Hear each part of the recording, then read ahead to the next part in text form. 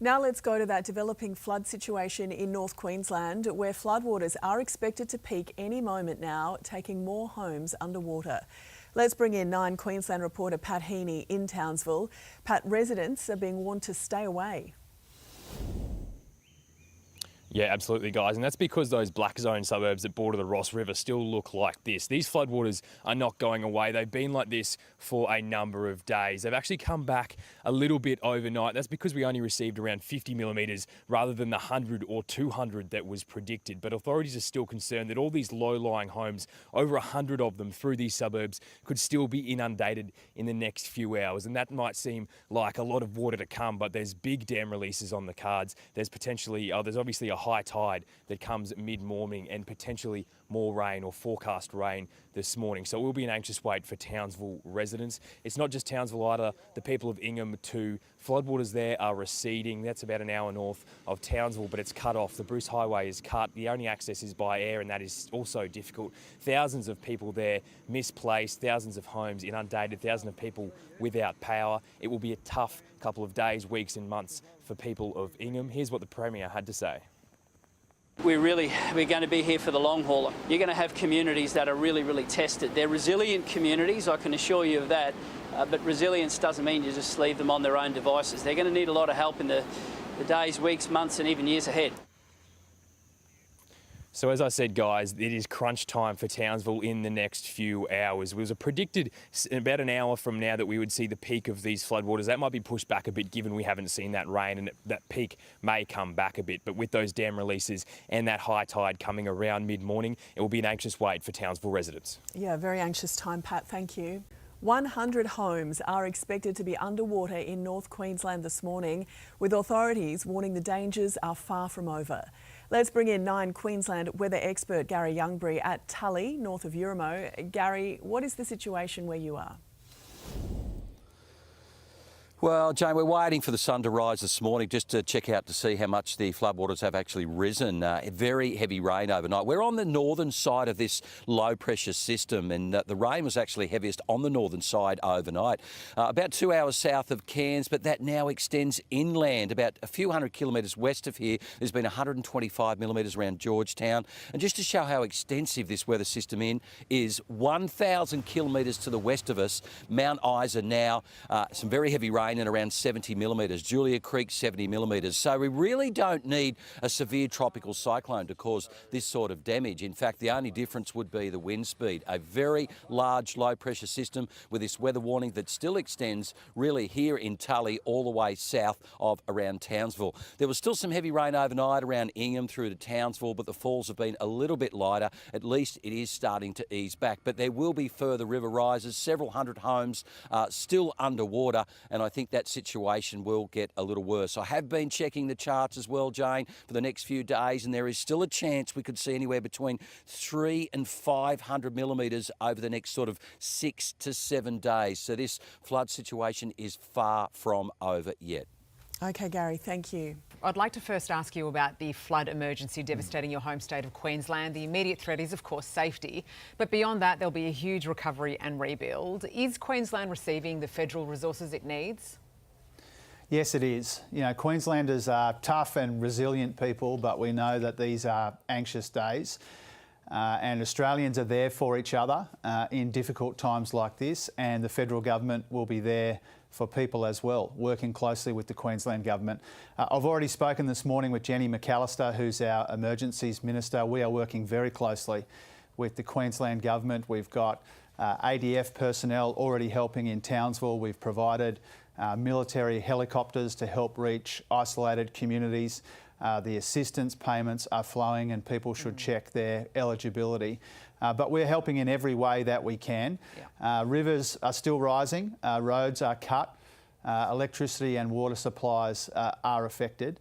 And when the time comes to count the cost of another natural disaster in North and far North Queensland, we will be there to help with the rebuild as well. That will be expensive, but our primary focus, as you rightly point out, is the people and the communities affected and making sure that people are safe. Thousands in far north Queensland are being warned the worst is yet to come as flooding emergency grips the region. With thousands of homes without power, families are being urged to heed the advice of emergency services. Queensland Premier David Crisafulli joins us now in Townsville. Premier, thanks so much for your time. We know just how devastated those communities are. You've gone to see the floods for yourself. What is the latest on this emergency? Good news overnight in Townsville. So the Ross River behind me has gone from major to moderate, and that is as a result of a really good night of minimal rainfall here. The Bureau has tightened the weather warning area between, it's now Yabulu, which is north of Townsville, through to Cardwell.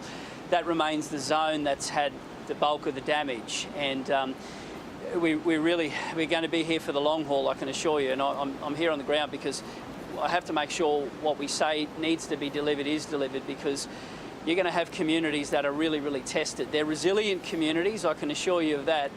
But resilience doesn't mean you just leave them on their own devices. They're going to need a lot of help in the days, weeks, months and even years ahead. You've got some dramas north of you, as you rightly point out, where your family comes from, around Ingham. Already a couple of days without power. Anyone who's been through that knows how much anxiety that produces inside a family. Any idea when the situation peaks for them and when power can be restored eventually? Yeah, Carl, the Herbert River peak is starting to come down, but when I say come down, from historic levels. As a kid growing up, 1967 was always the flood that my parents spoke about, the one that we wouldn't see again or unlikely to. Well, this went levels really close to that. I've seen images of water in businesses in the main street that I never thought in my wildest dreams I'd see. I know people have had their homes, their business and their farm all impacted, so it's devastating. And you're right, they're without power, have been for a couple of days. Across the broader region, there's now under 10,000 people without power, which is the most amazing job. We've pre-positioned about 300 crews from the energy provider ahead of it, and so they've been on the ground. They've done an amazing job, but the bulk of those outages is Ingham, as you talk about. There's about 6,500 customers without power, and the substation, the main provider of power, is the issue. So I'm looking at other options and working with the Energy Minister. We've just got to get that community back on, because they will begin the clean-up today. It's hot. It's going to be really trying conditions, and the ability to be able to try to get power back on in the days ahead will really mean the difference between their morale being able to live through this. Yeah, Premier, you talk about the damage there. Obviously, we've seen the Bruce Highway cut in half as well, and I know, Carl, that your mum's having issues with, we're talking about supply issues here at supermarkets. Yeah, Mum took some vision, Premier. This is Cairns. This is a long way from the epicentre of this disaster. So this is the local Woolies. Bare shelves everywhere. And as Sarah points out, Bruce Highway is cut, so there are big dramas in just trying to supply people with the basics. Yeah, the supermarket said they did bring some supplies in early ahead of it. We'll see whether or not they are able to get that from the warehouses to the supermarkets, but you're right, there's going to be challenges. And if ever you need a proof point about how ridiculous the state of the Bruce Highway is, and how you've got so many thousands of people at the mercy of one road, and it's one road that just has not had the investment in for generations, for absolute generations. And look, I'm very grateful. We've finally got commitments, and from both sides of Canberra, to do something about it, and we're mapping out a 10-year plan, and we're going to start delivering those pinch points. But have a look at the vision from Olera Creek, which is around Rolling Stone, halfway between Ingham and Townsville. That bridge has been cut in two. Now, the last thing you want to do is replace that bridge to the same standard in the same location and expect a different result. And my determination is to make sure that all levels of government come together, and let's build some resilience into that, and let's use it as an example of what Queenslanders and indeed Australians can do after disaster. Let's find a way to build back better, what I call betterment, and it can be done. And I'd like this disaster to be an opportunity for some good to come from heartache. And that road project would be it. We've got to roll on, but just really super quickly, how long is it going to take to fix that road? The advice is it could take some time.